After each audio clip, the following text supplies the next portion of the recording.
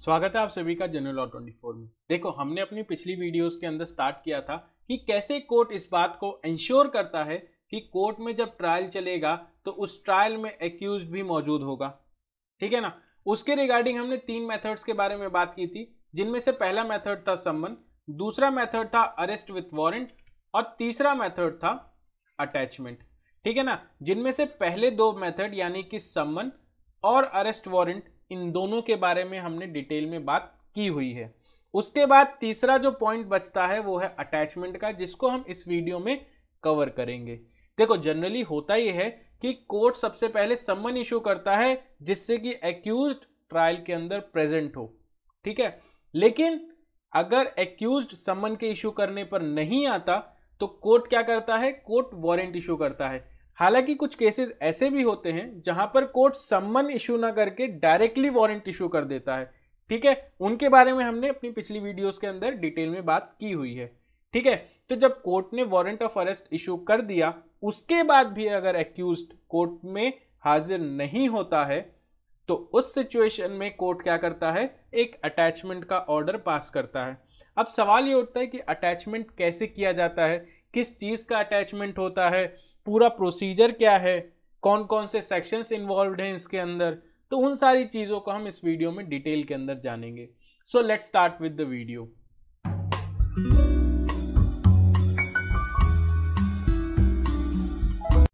ठीक है।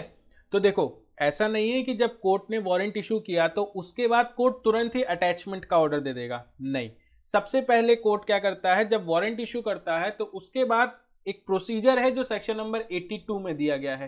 कोर्ट पहले उसको फुलफिल करता है। उसके फुलफिल होने पर भी अगर एक्यूज्ड कोर्ट के अंदर चल रहे ट्रायल में प्रेजेंट नहीं होता तो कोर्ट सेक्शन 83 के तहत प्रॉपर्टी को अटैच करने का ऑर्डर देता है।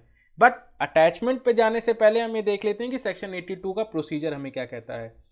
तो सेक्शन नंबर 82 का पहला क्लॉज हमें कहता है कि अगर कोर्ट के पास कोई भी ऐसा रीजन है जिसके ऊपर वो विश्वास कर सके, चाहे उसने एविडेंस को नोटिस में लिया हो या नहीं लिया हो, उससे फर्क नहीं पड़ता। अगर कोर्ट के पास कोई भी ऐसा रीजन है जिसके ऊपर वो बिलीव कर रहा है कि जिस पर्सन के अगेंस्ट उसने वारंट इशू किया है वो व्यक्ति उस वारंट से छिप रहा है या फिर फरार है वारंट के इशू होने के बाद, केवल इस पर्पज से कि कोर्ट ने जो वो वारंट इशू किया है वो एग्जीक्यूट ना कर पाए पुलिस ऑफिसर या फिर कोई भी थर्ड पर्सन जिसको कोर्ट ने अथॉरिटी दी है। तो ऐसी सिचुएशन में कोर्ट क्या करेगा? तो ऐसी सिचुएशन में पहला क्लॉज हमें कहता है कि कोर्ट एक रिटन प्रोक्लेमेशन ऑर्डर इशू करेगा। अब रिटन प्रोक्लेमेशन ऑर्डर क्या होता है? ये एक तरीके से उद्घोषणा होती है कि देखो, एक्स पर्सन तुम्हारे अगेंस्ट कोर्ट में केस चल रहा है, तो उस केस के अंदर जो भी ट्रायल है जो कोर्ट में चलना है उसके अंदर डिले ना करो और कोर्ट में आके प्रेजेंट हो, अपने डिफेंस को, अपनी दलील को रखो, जिससे कि हम फेयर ट्रायल कर सकें। ठीक है ना। और जब कोर्ट ये प्रोक्लेमेशन ऑर्डर इशू करेगा तो उसके अंदर वो एक स्पेसिफिक प्लेस भी बताएगा कि एक्स पर्सन, जब तुम आओगे केस के ट्रायल में तो ये जगह है, यहां पर ट्रायल चलेगा, तुम्हें यहां पर प्रेजेंट होना है। ठीक है। उसके बाद केवल जगह नहीं बताएगा कोर्ट, उसके साथ साथ कोर्ट बताएगा एक स्पेसिफिक टाइम कि इस टाइम पर तुमको प्रेजेंट होना है। ठीक है ना। अब वो टाइम कितना होगा? जिस दिन कोर्ट ये प्रोक्लेमेशन ऑर्डर इशू करेगा वहां से कम 30 दिन से तो ज्यादा का टाइम कोर्ट देगा एक्स पर्सन को कि देखो, मैंने आज इशू किया है प्रोक्लेमेशन, तो आज से कम 30 दिन बाद का मैं एक डेट दे रहा हूं। उस डेट पे तुम्हें स्पेसिफाइड प्लेस पर पहुंचना है जिससे कि तुम्हारे अगेंस्ट जो केस कोर्ट में दाखिल किया गया है उसकी सुनवाई हो सके। ठीक है। तो हमने ये तो जान लिया सबसेक्शन 1 पढ़ के कि कोर्ट प्रोक्लेमेशन कब इशू करता है, लेकिन प्रोक्लेमेशन इशू कर देना ही क्या काफी है? नहीं, प्रोक्लेमेशन जब कोर्ट इशू करता है तो उसके बाद उसका पब्लिकेशन भी तो जरूरी है। आखिर तभी तो लोगों को पता चलेगा ना कि कोर्ट ने एक्स पर्सन के अगेंस्ट प्रोक्लेमेशन इशू किया है। अरे इवन एक्स पर्सन को भी तो तभी पता चलेगा ना कि उसके अगेंस्ट प्रोक्लेमेशन इशू किया गया है। तो अब उस प्रोक्लेमेशन का पब्लिकेशन कैसे होगा वो क्लॉज नंबर 2 बताता है। तो अब क्लॉज नंबर 2 को हम देखें तो उसको फर्दर 2 पॉइंट में डिवाइड किया गया है, जिसका पहला पॉइंट हमें कहता है कि proclamation when be published it shall be publicly read in some conspicuous place of the town or village in which such person ordinarily resides। देखो, जिस व्यक्ति के अगेंस्ट प्रोक्लेमेशन कोर्ट ने इशू किया है वो जहां भी रहता हो, चाहे शहर में रहता हो चाहे गांव में रहता हो, वहां पे एक ऐसी जगह पर जहां से गांव के या शहर के सभी लोग इस बात को जान सकें, सुन सकें कि एक एक्स पर्सन है उन्हीं के बीच का जिसने कोई ऑफेंस कमिट किया है, उसके रिगार्डिंग कोर्ट में केस चल रहा है और वो कोर्ट में प्रेजेंट नहीं हो रहा है, वो फरार है। ठीक है, और केवल यही नहीं बताया जाएगा, उसके बाद बोला जाएगा कि जिस भी व्यक्ति को इस एक्स पर्सन की जानकारी मिले कि वो कहां पर है, वो तुरंत उस एक्स पर्सन की जानकारी अपने नियरेस्ट पुलिस स्टेशन में दे। ठीक है, उसके बाद ये पॉइंट कहता है कि proclamation shall be affixed to some conspicuous part of the house और homestead in which such person ordinarily resides और to some conspicuous place of such town और विलेज। देखो, सिंपल कह रहा है ये पॉइंट कि जब प्रोक्लेमेशन ऑर्डर पब्लिकली रेड हो जाएगा तो उसके बाद एक्यूज्ड का जो रेसिडेंशियल एड्रेस है उसके किसी कॉन्स्पिक्यूअस पार्ट पर इस प्रोक्लेमेशन ऑर्डर को क्या कर दिया जाएगा, अफिक्स कर दिया जाएगा। कॉन्स्पिक्यूअस पार्ट का मतलब कोई ऐसी जगह जहां पर एक्यूज्ड खुद और आसपास के लोग भी इस बात को जान सकें कि एक्स के घर के बाहर प्रोक्लेमेशन ऑर्डर को अफिक्स किया गया है और उसमें क्या क्या लिखा है साफ साफ सबको समझ में आए। ठीक है, जिस व्यक्ति को ये करने की अथॉरिटी दी गई है वो या तो ये चीज कर सकता है, इसके अलावा वो एक चीज और कर सकता है, वो एक्यूज्ड के घर पर प्रोक्लेमेशन ऑर्डर अफिक्स न करके जिस शहर में एक्यूज्ड रह रहा है या जिस गांव में एक्यूज्ड रह रहा है उस शहर या उस गांव के किसी कॉन्स्पिक्यूअस प्लेस पर प्रोक्लेमेशन ऑर्डर अफिक्स कर सकता है जहां पर गांव के शहर के सभी लोग देख सकें, वो एक्यूज्ड भी देख सके कि उसके अगेंस्ट कोर्ट ने क्या किया है, प्रोक्लेमेशन ऑर्डर इशू कर दिया है। ठीक है, तो जब ये दो पॉइंट हो जाएंगे तो उसके बाद वो व्यक्ति जिसको कोर्ट ने अथॉरिटी दी है प्रोक्लेमेशन ऑर्डर को पब्लिश करने की, वो व्यक्ति क्या करेगा, वो कोर्ट के कॉन्स्पिक्यूअस पार्ट पर उस प्रोक्लेमेशन ऑर्डर की कॉपी अफिक्स कर देगा। कौन सा कोर्ट, वो कोर्ट जिसने प्रोक्लेमेशन ऑर्डर इशू किया है। ठीक है, तो कोर्ट ने जिसको अथॉरिटी दी है वो तीन चीज करेगा। सबसे पहले तो उस प्रोक्लेमेशन ऑर्डर को पब्लिकली रीड करेगा, उसके बाद उस एक्यूज्ड के रेसिडेंशियल एड्रेस पर जाकर उस प्रोक्लेमेशन ऑर्डर को अफिक्स करेगा, उसके बाद उसी प्रोक्लेमेशन ऑर्डर को जिस कोर्ट ने उसको इशू किया है उसी कोर्ट के किसी कॉन्स्पिक्यूअस पार्ट पर अफिक्स कर देगा। ठीक है, उसके बाद क्लॉज नंबर 2 का सेकंड पॉइंट कहता है कि अगर कोर्ट को ठीक लगता है तो वो इस बात का भी डायरेक्शन दे सकता है कि जिस एरिया में एक्यूज्ड रहता है वहां पे जो भी डेली न्यूज़पेपर आता है उस न्यूज़पेपर में भी प्रोक्लेमेशन ऑर्डर की एक कॉपी पब्लिश कर दी जाए। ठीक है, तो ये पूरा एक तरीका है जिसका इस्तेमाल करके कोर्ट क्या कर सकता है, कोर्ट प्रोक्लेमेशन ऑर्डर को पब्लिश कर सकता है। ठीक है, तो हमने ये देख लिया कि कोर्ट कब प्रोक्लेमेशन ऑर्डर को इशू करता है, उसके बाद उसका पब्लिकेशन कैसे करवाता है। लेकिन सवाल ये है कि पब्लिकेशन के बाद भी अगर एक्यूज्ड कोर्ट में ट्रायल के वक्त प्रेजेंट नहीं होता तो उस सिचुएशन में कोर्ट क्या करेगा, तो उसका आंसर देता है क्लॉज नंबर 4। तो क्लॉज नंबर 4 हमें कहता है कि जहां कोर्ट ने सबसेक्शन 1 के तहत कोई प्रोक्लेमेशन पब्लिश किया है उस व्यक्ति के अगेंस्ट जिसने कोई ऐसा ऑफेंस किया है जो इन सेक्शंस के तहत कवर होता है और उसके अगेंस्ट प्रोक्लेमेशन पब्लिश करने के बाद भी वो व्यक्ति उस प्रोक्लेमेशन ऑर्डर के अंदर दिए गए स्पेसिफिक प्लेस और स्पेसिफिक टाइम पर कोर्ट में नहीं पहुंचा है तो कोर्ट वहां पर क्या करेगा, कोर्ट वहां पर उस व्यक्ति को प्रोक्लेम्ड ऑफेंडर घोषित कर देगा। ठीक है, तो अभी तक सेक्शन नंबर 82 हमें ये कह रहा है कि सबसे पहले कोर्ट वारंट इशू करेगा। अगर वारंट इशू करने से पहले कोर्ट ने प्रोक्लेमेशन इशू कर दिया तो वहां पर प्रोक्लेमेशन ऑर्डर इलीगल घोषित हो जाएगा। ठीक है, तो कोर्ट ने सबसे पहले वारंट इशू किया, वारंट इशू करने के बाद प्रोक्लेमेशन ऑर्डर इशू किया, फिर भी अगर एक्यूज्ड नहीं आता है तो कोर्ट उस एक्यूज्ड को प्रोक्लेम ऑफेंडर घोषित कर देगी अगर उस पर्सन ने इन सेक्शंस के तहत कोई एक ऑफेंस किया होगा तो। ठीक है, उसके बाद क्लॉज नंबर 5 कहता है कि क्लॉज नंबर 2 और क्लॉज नंबर 3 के अंदर जो जो बातें लिखी हैं वो सारी की सारी क्लॉज नंबर 4 के ऊपर भी एप्लीकेबल होंगी। ठीक है, इसके अलावा एक बात आप और ध्यान रखिएगा कि अगर प्रोक्लेम पर्सन ने प्रोक्लेम ऑर्डर को फॉलो नहीं किया तो उसको सेक्शन 174A ऑफ आईपीसी के तहत 3 साल तक की सजा भी हो सकती है। ठीक है, ठीक है। तो अब हम बात करते हैं सेक्शन नंबर 83 की।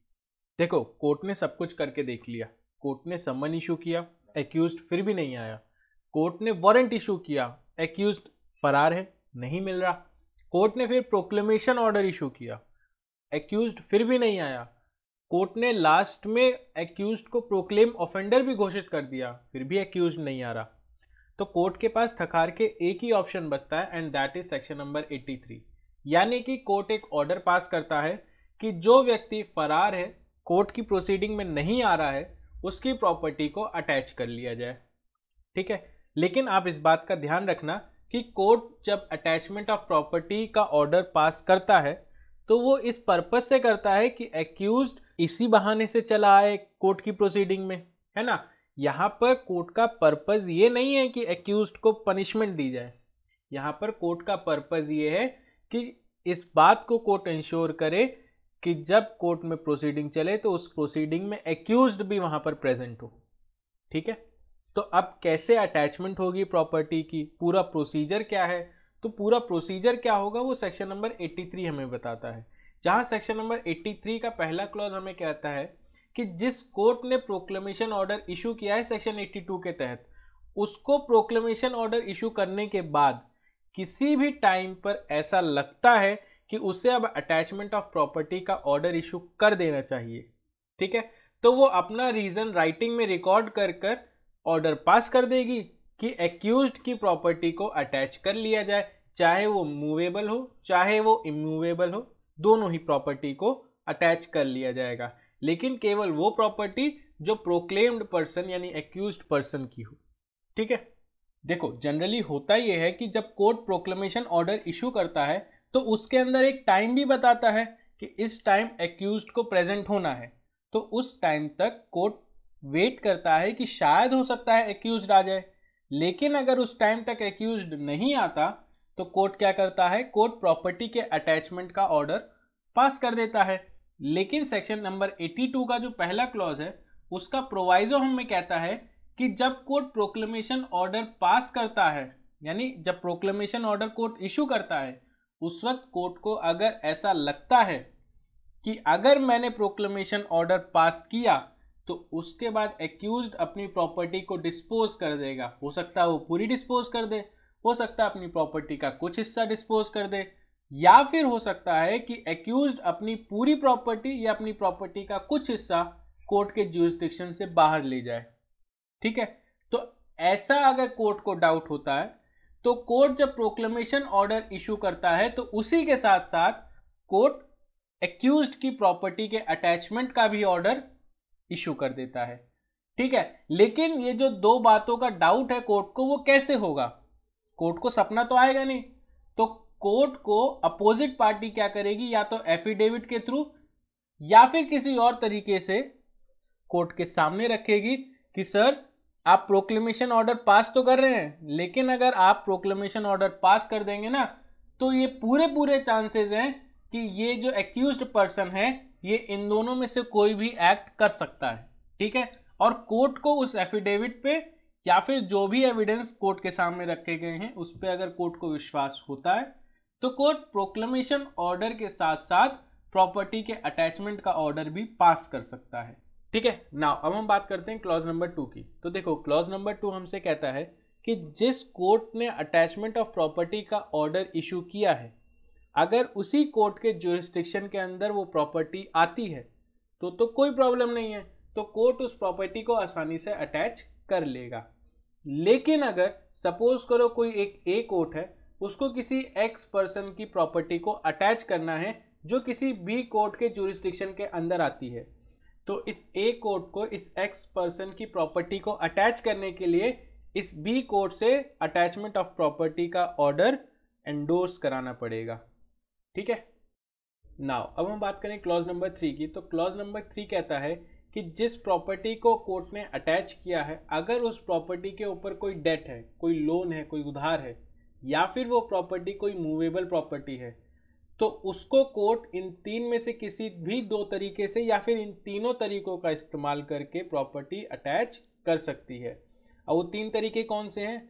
या तो कोर्ट सीज कर सकती है, या तो कोर्ट उस प्रॉपर्टी के लिए रिसीवर अपॉइंट कर सकती है, या फिर कोई ऐसी प्रॉपर्टी है जो अभी एक्यूज्ड के पास नहीं है लेकिन एक्यूज्ड के पास उसकी डिलीवरी होनी है, तो वहां पर कोर्ट क्या कर सकता है, एक राइटिंग में ऑर्डर पास करके उस पर्सन को जिसको वो प्रॉपर्टी एक्यूज्ड के पास डिलीवर करनी है उसको प्रोहिबिट कर सकता है।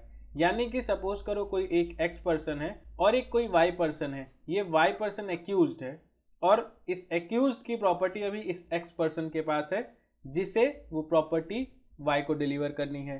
तो अब यहाँ पर कोर्ट क्या करेगा, एक राइटिंग में ऑर्डर पास करेगा और बोलेगा कि देखो एक्स, तुम्हें जो प्रॉपर्टी वाई को देनी है, डिलीवरी करनी है, जो वो डिलीवरी नहीं करनी है, और जब भी कोर्ट बुलाएगा तुम्हें वो प्रॉपर्टी लेकर कोर्ट आना है।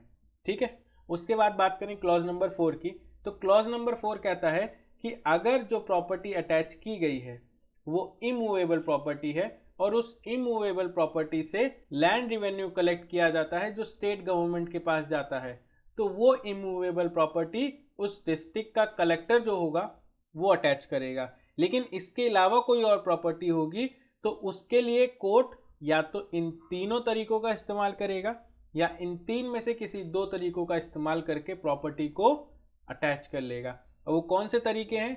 या तो कोर्ट उस प्रॉपर्टी को पोजेशन में ले लेगा अपनी, या तो कोर्ट रिसीवर अपॉइंट करेगा, या फिर अगर उस इमूवेबल प्रॉपर्टी के ऊपर एक्यूज्ड को कोई रेंट मिलता है तो कोर्ट एक राइटिंग में ऑर्डर पास करके जो व्यक्ति एक्यूज्ड को उस प्रॉपर्टी पर रेंट देता है उसको मना कर सकती है कि जो तुम रेंट एक्यूज्ड को दे रहे हो उस इमूवेबल प्रॉपर्टी पर, वो रेंट अब तुम कोर्ट में सबमिट करोगे। ठीक है। फिर उसके बाद बात करते हैं क्लॉज नंबर 5 की। तो क्लॉज नंबर 5 कहता है कि अगर कोई ऐसी प्रॉपर्टी कोर्ट ने अटैच की है जो लाइव स्टॉक है, यानी कि स्टॉक मार्केट में जो शेयर्स होते हैं वो शेयर्स कोर्ट ने अटैच किए हैं, तो वहां पर कोर्ट क्या करेगा, उन शेयर्स को इमीडिएटली जैसा कोर्ट को ठीक लगता है डिस्पोज ऑफ करके पैसा कोर्ट में सबमिट कर लेगी। ठीक है। या फिर अगर प्रॉपर्टी कोई ऐसी अटैच की है कोर्ट ने जो पेरिशेबल नेचर की है, यानी कि कुछ समय बाद वो प्रॉपर्टी अपने आप खराब हो जाएगी, उसकी वैल्यू जीरो हो जाएगी, तो कोर्ट वहां पर भी उस पेरिशेबल नेचर वाले गुड्स को जैसा कोर्ट को ठीक लगे इमीडिएट एक्शन लेकर उस प्रॉपर्टी को सेल कर देगी और जो पैसा आएगा वो कोर्ट में सबमिट हो जाएगा। ठीक है। उसके बाद बात करें क्लॉज नंबर 6 की, तो क्लॉज नंबर 6 कहता है कि अभी हमने जो क्लॉज नंबर 3 और क्लॉज नंबर 4 में रिसीवर के बारे में बात करी, वो रिसीवर वही व्यक्ति है जिसके बारे में सिविल प्रोसीजर कोड के अंदर बात की गई है। यानी कि सीपीसी के अंदर जैसे रिसीवर को अपॉइंट किया जाता है वैसे ही यहाँ पर भी रिसीवर को अपॉइंट किया जाएगा। जो पावर ड्यूटी लायबिलिटी रिसीवर की सीपीसी के अंदर दी गई हैं वही सारी पावर ड्यूटी लायबिलिटी रिसीवर की यहाँ पर भी होगी। ठीक है। ठीक है। नाउ अब हम बात करते हैं सेक्शन नंबर 84 की। तो सेक्शन नंबर 84 कहता है claim and objections to attachment. देखो जो सेक्शन नंबर 84 है ना, ये उन लोगों के राइट के बारे में बात करता है जिनकी प्रॉपर्टी गलती से अटैच हो जाती है एक्यूज्ड पर्सन की प्रॉपर्टी को अटैच करते वक्त। यानी कि सपोज करो कोई एक एक्स पर्सन है, उसकी प्रॉपर्टी को अटैच करने का ऑर्डर कोर्ट ने दिया, उसी वक्त किसी वाई पर्सन की भी प्रॉपर्टी एक्स पर्सन की प्रॉपर्टी के साथ अटैच हो गई, तो अब इस वाई पर्सन की तो कोई गलती नहीं है ना, तो अब ये वाई पर्सन क्या करेगा, ये वाई पर्सन उस अटैचमेंट के अगेंस्ट ऑब्जेक्शन करेगा और फिर क्लेम मांगेगा। लेकिन ऑब्जेक्शन करेगा कैसे और क्लेम कब मांगेगा, कितने टाइम तक मांगेगा, कैसे मांगेगा, कैसे ऑब्जेक्शन करेगा, प्रोसीजर क्या है पूरा, वो सारी चीजें सेक्शन नंबर 84 में दी गई हैं। जहां सेक्शन नंबर 84 का पहला क्लॉज हमें कहता है कि अगर वाई की प्रॉपर्टी गलती से अटैच हो गई है तो जिस दिन उसकी प्रॉपर्टी अटैच हुई है वहां से उसके पास 6 महीने का टाइम है कि वो कोर्ट में ऑब्जेक्शन और क्लेम की एप्लीकेशन लगाकर अपनी प्रॉपर्टी को वहां से छुड़वा सकता है। ठीक है। केवल वाई ही नहीं, उसके अलावा अगर कोई और व्यक्ति भी है जिसको ऐसा लगता है कि कोर्ट ने जो प्रॉपर्टी अटैच की है उसमें उसका भी कोई इंटरेस्ट है, तो वो व्यक्ति भी उस अटैचमेंट के अगेंस्ट ऑब्जेक्शन की एप्लीकेशन लगाकर क्लेम ले सकता है। ठीक है। इसके अलावा सेक्शन 84 का जो पहला क्लॉज है उसका प्रोवाइजो हमें कहता है कि अगर वाई पर्सन या फिर कोई और व्यक्ति जिसको लग रहा है कि उस प्रॉपर्टी में उसका भी इंटरेस्ट है, वो कोर्ट में ऑब्जेक्शन और क्लेम की एप्लीकेशन लगाने से पहले ही मर जाता है, यानी कि उन लोगों की डेथ ऑब्जेक्शन की एप्लीकेशन लगाने से पहले ही हो जाती है, तो ऐसी सिचुएशन में उनके लीगल रिप्रेजेंटेटिव भी कोर्ट के अंदर उनके बिहाफ पर ऑब्जेक्शन और क्लेम की एप्लीकेशन लगा सकते हैं। ठीक है, उसके बाद बात करें क्लॉज नंबर 2 की, तो क्लॉज नंबर 2 सिंपल इतना कहता है कि जिस कोर्ट ने अटैचमेंट ऑफ प्रॉपर्टी का ऑर्डर इशू किया है उसी कोर्ट में क्लेम एंड ऑब्जेक्शन की एप्लीकेशन लगाई जाएगी। लेकिन उसके बाद हम बात करें सेक्शन नंबर 83 के क्लॉज नंबर 2 के तहत जिस कोर्ट ने प्रॉपर्टी को अटैच किया है, तो वहां पर किस कोर्ट में क्लेम एंड ऑब्जेक्शन की एप्लीकेशन लगाई जाएगी। यानी कि सपोज करो कोई एक ए कोर्ट है जिसको किसी एक्स पर्सन की प्रॉपर्टी को अटैच करना है, जो इस ए कोर्ट की ज्यूरिसडिक्शन के अंदर नहीं आता, लेकिन कोई एक बी कोर्ट है उसकी ज्यूरिसडिक्शन के अंदर ये एक्स पर्सन की प्रॉपर्टी आती है। तो यहां पर ए इस एक्स पर्सन की प्रॉपर्टी को अटैच करने के लिए अटैचमेंट की प्रॉपर्टी का ऑर्डर इस बी कोर्ट से क्या करवाएगा, एंडोर्स करवाएगा। यानी कि अब ये बी कोर्ट इस ए कोर्ट के बिहाफ पे इस एक्स पर्सन की प्रॉपर्टी को अटैच करेगा। तो अब यहां पर जब इस एक्स पर्सन की प्रॉपर्टी को अटैच किया जा रहा था तो उसके साथ साथ गलती से किसी और पर्सन की प्रॉपर्टी, सपोज करो किसी वाई पर्सन की प्रॉपर्टी भी अटैच कर ली गई। तो अब यहां पर ये वाई पर्सन किस कोर्ट के अंदर अपनी क्लेम एंड ऑब्जेक्शन की एप्लीकेशन लगाएगा, ये सवाल है। तो यहां पर क्लॉज नंबर 2 कह रहा है कि जिस कोर्ट ने प्रॉपर्टी को अटैच किया है उसी कोर्ट में क्लेम एंड ऑब्जेक्शन की एप्लीकेशन लगाई जाएगी। तो इस बी कोर्ट के अंदर क्लेम एंड ऑब्जेक्शन की एप्लीकेशन लगाई जाएगी।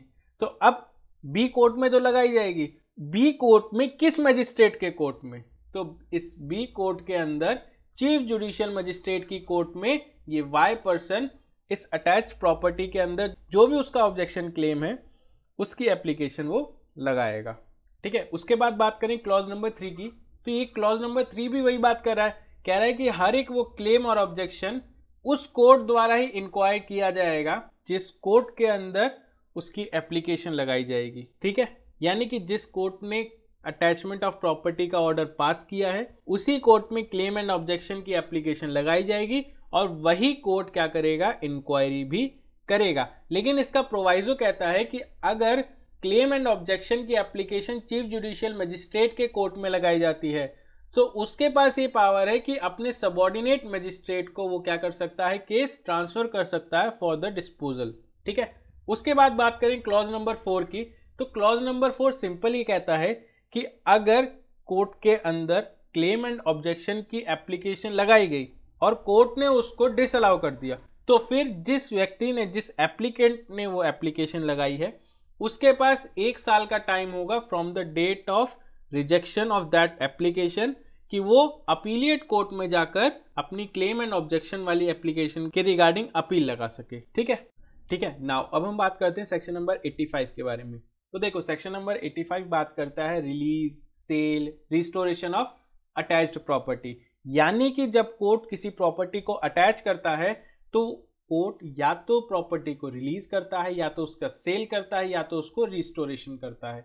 ठीक है, तो अब ये सारे काम कोर्ट कब और कैसे करता है वो सारी चीजें सेक्शन नंबर 85 में दी गई हैं। ठीक है, सो सेक्शन नंबर 85 हमसे क्या कहता है उसको समझ लेते हैं। तो देखो सेक्शन नंबर 85 सिंपल हमसे कहता है कि जिस दिन कोर्ट ने प्रॉपर्टी को अटैच किया, ठीक है, उस दिन से कोर्ट 6 महीने तक वेट करेगा कि कोई क्लेम करने के लिए आ जाए, कोई ऑब्जेक्शन करे, या फिर एक्यूज्ड खुद आ जाए कि मैं तैयार हूं, मेरी प्रॉपर्टी मुझे वापस कर दी जाए, मैं ट्रायल के लिए तैयार हूं। तो ऐसा अगर होता है तो कोर्ट क्या करेगा, प्रॉपर्टी को वापस कर देगा, यानी रिलीज कर देगा अपनी तरफ से। ठीक है, लेकिन अगर 6 महीने तक कोई भी व्यक्ति नहीं आता है प्रॉपर्टी को रिलीज कराने के लिए तो कोर्ट क्या करेगा, कोर्ट उस प्रॉपर्टी का सेल कर देगा। ठीक है, सेल के बाद जो भी पैसा आएगा कोर्ट अपने पास रख लेगा, कितने टाइम तक, 1.5 साल तक। ठीक है, और 1.5 साल के बीच में अगर एक्यूज्ड आता है कोर्ट के पास कि सर मेरी प्रॉपर्टी आपके पास थी, अब वो मेरे को वापस कर दो, मैं ट्रायल के लिए तैयार हूं, तो कोर्ट कहेगा रीजन बताओ कि तुम क्यों लेट हो। अगर हमें रीजन ठीक लगता है तो तुम्हारी प्रॉपर्टी तो अब हमने बेच दी है, तो उसके बदले में जो पैसे हैं वो तुम ले लो। अब यहां पर अगर एक्यूज्ड सही रीजन बताता है, कोर्ट सेटिस्फाई हो जाता है, तो वो पैसे एक्यूज्ड को दे दिए जाएंगे। लेकिन अगर एक्यूज्ड सही रीजन नहीं बता पाता तो वो पैसे किसको चले जाएंगे? स्टेट गवर्नमेंट को चले जाएंगे। ठीक है ना। और हां, अगर एक्यूज्ड ने सही रीजन बता भी दिया तो भी जो पैसे एक्यूज्ड को दिए जाएंगे उसमें से कुछ एक्सपेंसेस काट लिए जाएंगे, जैसे प्रॉपर्टी को अटैच करने में जो भी खर्चा आया होगा, प्रॉपर्टी को सेल करने में जो भी खर्चा आया होगा, प्रॉपर्टी को मेंटेन करने में जो भी खर्चा आया होगा, ये सारे एक्सपेंसेस उस पैसों में से काट लिए जाएंगे। ठीक है। और अगर इन 1.5 सालों में भी एक्यूज्ड नहीं आता तो भी यहां पर कोर्ट क्या करेगा? ये पैसे स्टेट गवर्नमेंट के अकाउंट में डलवा देगा। यही इतनी बात सेक्शन नंबर 85 हमसे कहता है। ठीक है ना। देखो, सेक्शन नंबर 85 का जो क्लॉज नंबर 3 है वो 2 साल की बात करता है। तो 2 साल और 6 महीने को लेकर कंफ्यूज नहीं होना कि 2 साल प्लस 6 महीने तो 2 साल 6 महीने यानी 2.5 साल, ऐसा नहीं है। 2 साल मतलब उन 2 सालों में ये 6 महीने भी इंक्लूडेड हैं। इसीलिए 6 महीने कोर्ट के पास प्रॉपर्टी रहती है और बाकी के 1.5 साल कोर्ट के पास उस प्रॉपर्टी के पैसे रहते हैं। ठीक है। ठीक है। उसके बाद बात करें सेक्शन नंबर 86 की, तो सेक्शन नंबर 86 बात करता है अपील के बारे में। देखो, सेक्शन नंबर 86 सिंपल हमको कहता है कि कोर्ट ने जो प्रॉपर्टी की सेल की है उससे अगर किसी को दिक्कत है या फिर कोर्ट में किसी व्यक्ति ने अटैचमेंट के अगेंस्ट कोई एप्लीकेशन लगाई है, उस एप्लीकेशन को कोर्ट ने रिजेक्ट कर दिया, तो वहां पर सेक्शन 86 के तहत उस व्यक्ति के पास ये पावर है कि वो अपील कर सकता है अपीलिएट कोर्ट में। लेकिन उसको अपील के लिए कितना टाइम मिलेगा? 90 डेज। ठीक है। इतना ही सेक्शन नंबर 86 हमें बताता है। तो सो आई होप आपको अटैचमेंट के बारे में जितने भी सेक्शंस हैं वो सारे सेक्शंस क्लियर हो गए होंगे। So in the next video we will try to understand कि वारंट के बिना अरेस्ट कैसे किया जाता है और कब होता है। ठीक है ना।